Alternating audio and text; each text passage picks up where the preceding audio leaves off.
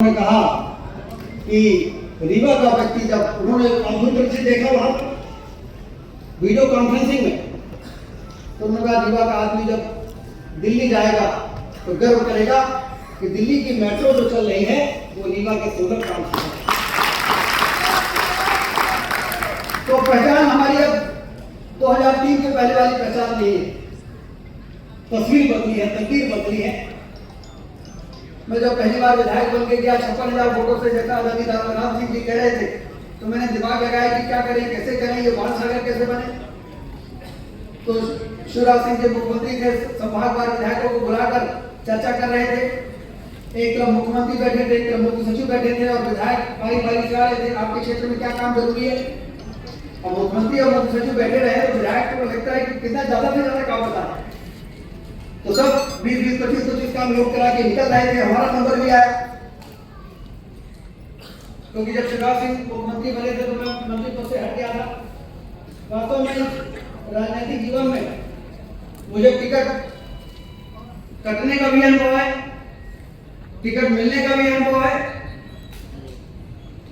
मंत्री बनने का भी अनुभव है, मंत्री से हटने का भी अनुभव है। तो इसलिए जब शिवराज सिंह चौहान जी मुख्यमंत्री बने थे तो हम लोग फर्स्ट टाइम मंत्री बन गए थे, दिल्ली के बाद छीका फूट गया। और जब शिवराज जी आए तो नियम कायदे वाले व्यक्ति थे, संगठन वाले, आदरणीय कमलेश्वर सिंह जी जैसे बैठे। तो उन्होंने कहा कि पहली बार वाले ये कैसे मंत्री बन गए भाई। तो चलो अब इनको थोड़ा कहते हैं कि शांत बैठो, पहली बार वाले हो, फिर अगली बार आपको देखेंगे। तो हम लोगों को ड्राफ्ट किया, हमसे पूछा कि अब आपको, तो हमने कहा कि साहब मुझे तो पहले से मालूम था, दिल्ली के भाग से छीका फूटा है। इसलिए मैं कहता था रीवा में बाईपास बनाइए, रीवा में छोटी क्षतिपूर्ति बढ़ाइए। तो अधिकारी मुझसे कहते थे, मैं उस समय 38 साल का था, तो अधिकारी कहते थे कि आप बहुत जल्दबाजी में हैं। और वो सब 58-59 साल के अधिकारी थे, आए सीरियस से। तो मैंने कहा कि साहब मैं जल्दी में इसलिए हूँ कि अगर ये कैसे मैं मंत्री बन गया मुझे मालूम नहीं थे। और जब हिसाब किताब होगा तो कब हम ड्रॉप हो जाएंगे वो भी हम पर मालूम है, निश्चित रूप से कि कभी नहीं हट सकते। इसलिए ईश्वर ने मौका दिया है, तो मैं चाहता हूँ कि रीवा के माथे से जो कलंक लगा है, इस कलंक को धोने का काम कर दे। इसलिए मैं बहुत जल्दी में हूँ। हरी तो अधिकारी मुस्कुराने लगते थे, वे कहते थे ठीक है, तो नौजवान व्यक्ति मंत्री बन गया, चलो इसका जो काम है उसको कर दिया जाए, क्योंकि इसका अपना तो कुछ एजेंडा है नहीं। तो इसलिए कुछ 1.5 साल में कम से कम इतना हो गया कि ऐसे ऐसे काम हो गए। तो जब मुख्यमंत्री बुलाए, हम विधायक के नाते जब आए, तो शिवराज सिंह चौहान जी ने कहा कि विभिन्न क्षेत्र में और रीवा में कौन सा काम जरूरी है। हमने कहा ये बाढ़ सागर तो बांध नहीं बन पा रहा है, ये सिंचाई की नहरें जो थोड़ा बहुत खुदी की थी वो पड़ गई है, ये बाढ़ सागर का बांध बन जाए और एक रीवा का बाईपास बन जाए तो काम हो जाएगा। कहीं ना ठीक है, रोक लिया, कहीं और बताइए। हमने कहा तो कुछ काम नहीं, सिर्फ 2 काम। तो मैंने कहा कि मैंने जो काम आपको बताए हैं, जो बाढ़ सागर बांध और सिंचाई की नहर बन जाएगी तो ये 1000 काम के बराबर है। और रीवा के बाईपास बन जाएगा तो हर साल जो 70-80-100 लोगों की मृत्यु होती है, अकाल मौत होती है, ये जीवन मरण का सवाल है। इसलिए ये 100 काम के बराबर है। मैंने आपको 1100 काम बताए हैं, मैंने आपको 2 काम नहीं बताए। वो मुख्यमंत्री मेरी ओर देखने लगे और वो बात उनके दिमाग में बैठ गई। यदि यशस्वी होना है तो रीवा का ये 2 काम कर दो, तो ये अपने आप में ही बहुत सारे कामों के बराबर काम होगा। और वो मुख्यमंत्री के दिमाग में बैठ गया। और मैंने जाते उनसे कहा कि इतना आसान काम नहीं जो मैंने आपको बताया।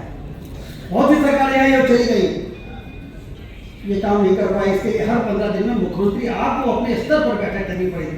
अब आवश्यकता पड़ेगा तो मुझे भी बुला लीजिएगा, लेकिन मुख्यमंत्री के स्तर पर जब हर 15 दिन में बैठक होगी, तब जाके आने वाले 3-4 वर्षों में हम इस बाढ़ सागर के बांध को पूरा करके सिंचाई की नहरों का जाल बिछाकर और अपने किसानों के खेत से दौलत पैदा करने का सपना पूरा कर सकते। तो वो काम हुआ और उसके बाद ये विकास यात्रा आगे बढ़ती गई, सबका आशीर्वाद मिलता रहा और हम लोग चलते रहे। लेकिन 2003 के पहले क्यों नहीं बढ़े? कभी कभी लोग आरोप लगाते हैं और पत्रकार लोग मुझसे कहते हैं कि आप ये लोग बहुत आरोप लगा रहे हैं।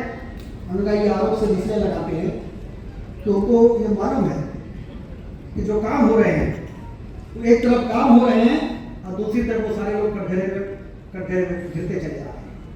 इतना काम यदि 2003 के बाद भारतीय जनता पार्टी की सरकार बनने के बाद हो सकता है, तो लंबे समय तक सत्ता में रहने के बाद आपको उन्हें क्या किया? उनको ये अंदर डर सताता है। उनको लगता है कि क्षेत्र की जनता कहीं इसका मूल्यांकन करने लगेगी, तो कभी भी हमारे ऊपर भरोसा नहीं करेंगे। ये लोकतंत्र लंबे संघर्ष के बाद, हजारों वर्षों की गुलामी से मुक्ति दिलाने के बाद हजारों लोगों ने अपनी जाने में न्यौछावर कर दी, पीढ़ियां समाप्त हो गई। हम कभी भूल सकते हैं आपातकाल में देश के बड़े बड़े नेताओं को हाथ पकड़ के घसीट के और जेलों में बंद करने का अपराध हुआ, पाप हुआ? कौन लोग थे? सिर्फ सत्ता के लिए? यदि किसी कोर्ट ने निर्णय कर दिया है कि आपका चुनाव अवैध है, तो इसका मतलब ये होगा कि आप आपातकाल लागू करके और सब लोगों को जेल के तिजोरी के अंदर फूंक देंगे, घुसने का काम करेंगे, लोकतंत्र का अपहरण।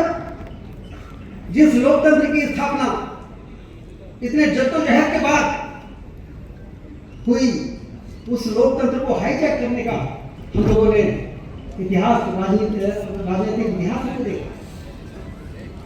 इसीलिए देश बीमारू राज्य हुआ, आर्थिक रूप से कमजोर हुआ, गरीब हुआ।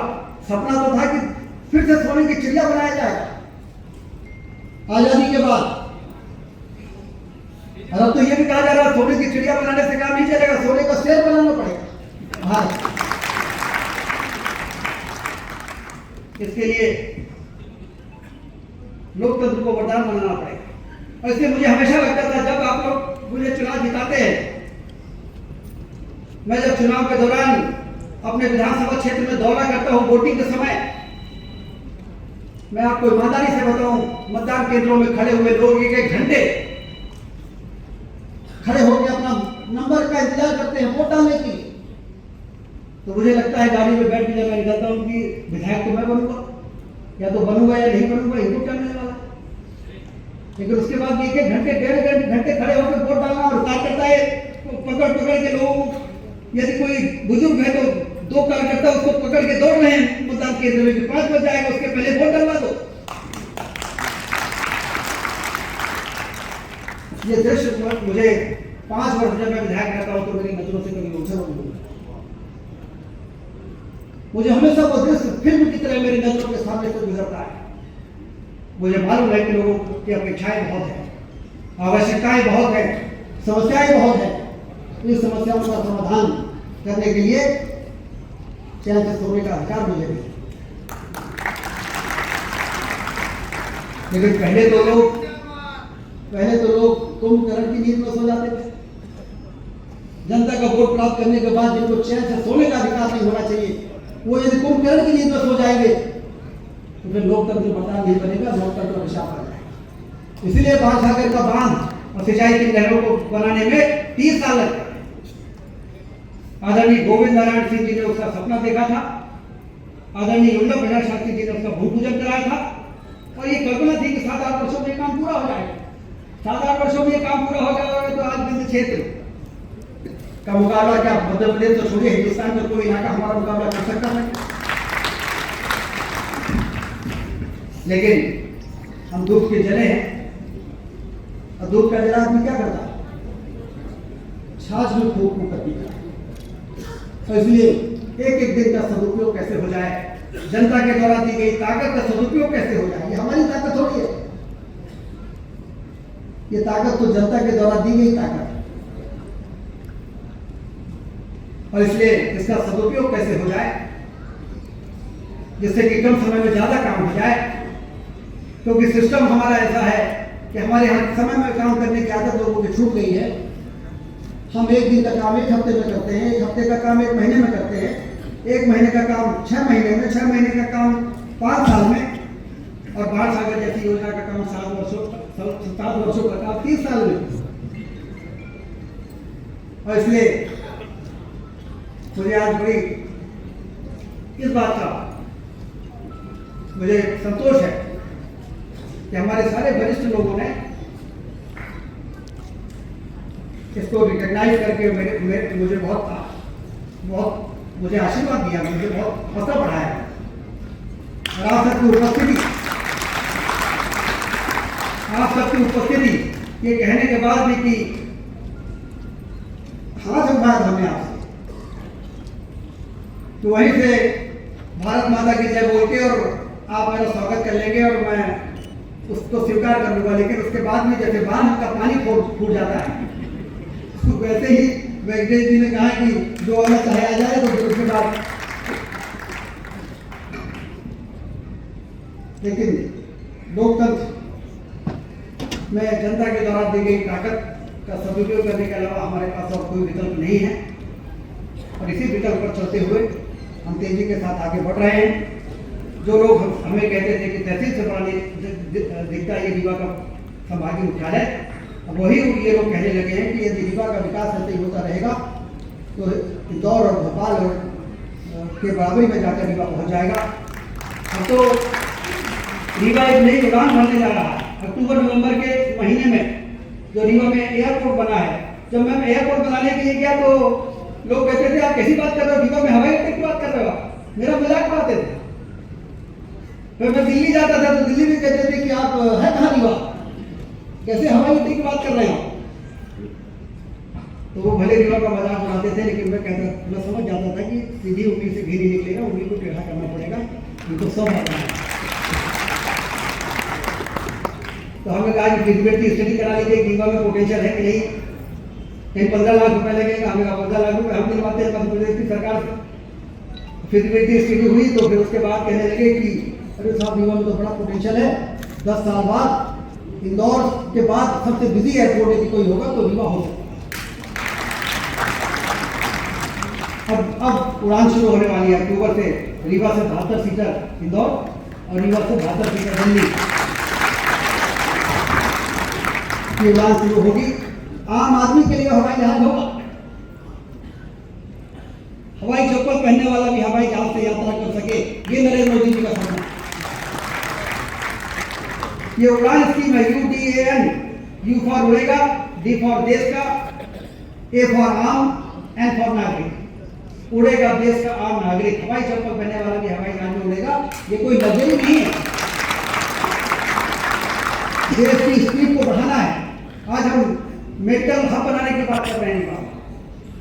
तो आपको मालूम है रीवा के सुपर स्पेशलिटी अस्पताल में हमने यहाँ के डीन को भेजा, चेन्नई, हैदराबाद भेजा, दिल्ली, मुंबई भेजा कि रीवा में 100 पद खाली हैं, आप लोग आइए, वहाँ पर भर्ती निकली हुई है। तो वहाँ के लोग पूछने लगे कि रीवा में हवाई अड्डा है क्या। मैंने इंडस्ट्री मिनिस्टर था मैं, और जब इंडस्ट्री मिनिस्टर में लंच ब्रेक होता था तो मुख्यमंत्री के साथ अंबानी और अडानी और इस तरह के जो प्रमुख लोग थे वो बैठते थे, और मेरे टेबल में जो दूसरे तीसरे नंबर के इंडस्ट्री थे वो बैठते थे। तो वहाँ पर तो हम लोग मंच से कहते थे आइए मध्य प्रदेश, लेकिन जब अकेले लंच में बैठते थे तो फिर मैं उनसे कहता था आइए रीवा। मध्य प्रदेश में क्या आइए रीवा।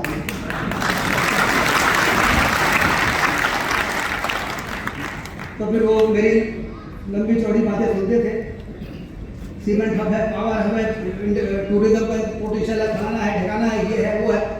बाद में बड़े ध्यान से हमारी बात सुनते थे, धीरे से कहते थे एयरपोर्ट है क्या नहीं। मैंने उत्तर दिया, तब मैंने ठान लिया था कि कुछ हो जाए एयरपोर्ट बनाने के बाद तो पकड़ेंगे। और अब हम उनसे कहते हैं कि आइए, अभी रीजनल इंडस्ट्री कॉन्क्लेव हुई तो 10 प्लेन उतरे थे हमारे रीवा के, बड़े बड़े इंडस्ट्रीज के 10 प्लेन रीवा में उतरे थे। जो जेट यहाँ पर बाकी जगह नहीं उतर पाते हुए यहाँ पर उतरे थे। पतंजलि के आचार्य बालकृष्ण भी आए, और डालमिया वाले भी आए, और रिलायंस वाले भी आए, सब लोग आए। और टूरिज्म कॉन्क्लेव हुआ तो भी हम लोगों ने कहा कि हमारे यहाँ हवाई अड्डा है, आप ले आइए, दुनिया भर के पर्यटकों को लाइए यहाँ पर। हमारे जैसा वाटरफॉल कहीं नहीं, हमारे जैसा वाइल्ड लाइफ कहीं नहीं है। हमारे यहाँ धार्मिक पर्यटन के मैहर में शारदा माई का धाम, चतुर्मुख धाम, पर्यटन की क्रांति लाने की जो भी संभावनाएं हो सकती है सब हमारे यहाँ। अब हम डंके की चोट पर कह पा रहे हैं, शानदार सड़कें बन गई, रीवा से बनारस, जबलपुर, झांसी, इंदौर, जबलपुर, बाहें फैलाई हुई शानदार सड़कें, सिंगरौली रेलवे लाइन, सिंगरौली तक ट्रेन पहुंच जाए, इसके लिए युद्ध स्तर पर काम चल रहा है। जून के महीने में हम सीधी में रेवांचल को, सीधी वालों को हम कहते हैं, यहाँ पर गिरीश जी बैठे हैं कि रेवांचल से आप लोग रीवा में उतरते हो, फिर जाते हो बाई रोड, जून तक में आपको आपकी ट्रेन जो है वो सीधी पहुँच जाएगी, और फिर 2 सिगों में पहुँच जाएगी। चारों तरफ से विकास की जितनी भी संभावनाओं पर काम किया जा सकता है।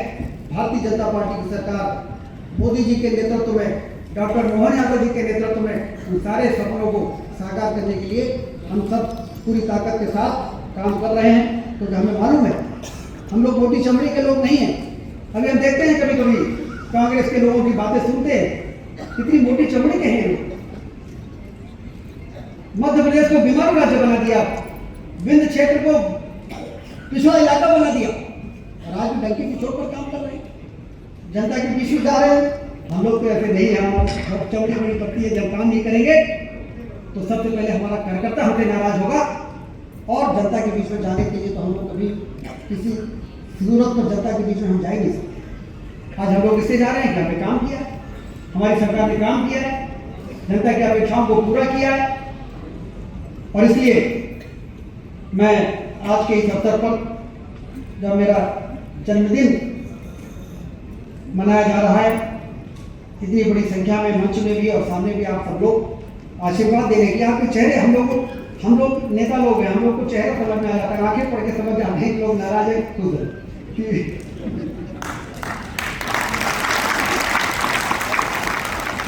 जब चुनाव में हम लोग जाते हैं तो लोग कहते हैं कि बड़ी टक्कर है, फलाना है, ढकाना है, तो मैं कहता हूँ कि मुझे थोड़ा सा ग्राउंड लेके देंगे। जब ये ग्राउंड लेकर मैं आता हूँ तो मैं कहता हूँ कि कोई टक्कर वक्कर नहीं है, कोई नहीं है टक्कर में, कहाँ पड़े हो चक्कर। क्योंकि आंखें बताती है, चेहरा बता देता है कि वो आपको वोट दे रहे हैं कि नहीं दे रहे। उसी प्रकार से आज का ये दृश्य है। 21 साल से मुझे आपने सेवा करने का मौका दिया है, 5 बार से लगातार चुनाव जिताया। 22 साल हो गए, बल्कि अब पौने 22 साल हो गए। पौने 22 साल की इस कसौटी में जो जिम्मेदारी आपने मुझे मेरी कंधों में डाली है, उस 22 साल के बाद यदि चेहरे पे ये प्रेम झलक रहा है, ये स्नेह आपके चेहरे में जो दिख रहा है, ये जो प्रेम उड़ल रहा है, वो मैं मानता हूँ कि ईश्वर की कृपा है, गौ माता की कृपा है, माँ कालिका, रानी तलाव वाली माँ कालिका की कृपा है कि इस परीक्षा में मेरे पैर डगमगाए नहीं, और जितनी ज़्यादा से ज़्यादा सेवा का काम मैं कर सकता था, वो सेवा करने में मैं सफल यदि हुआ तो इसमें ईश्वर की कृपा है कि आपकी अपेक्षाओं को पूरा करने में जो कुछ भी हो सकता था वो करने का मैंने प्रयास किया। एक बार फिर से आप सबको बहुत बहुत धन्यवाद।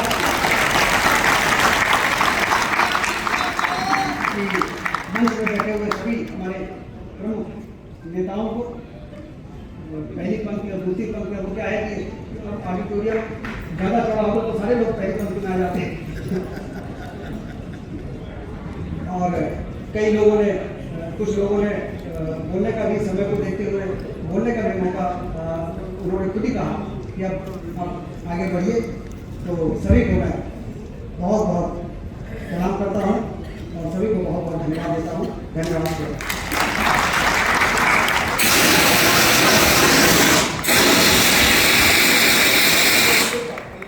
बहुत बहुत धन्यवाद भैया।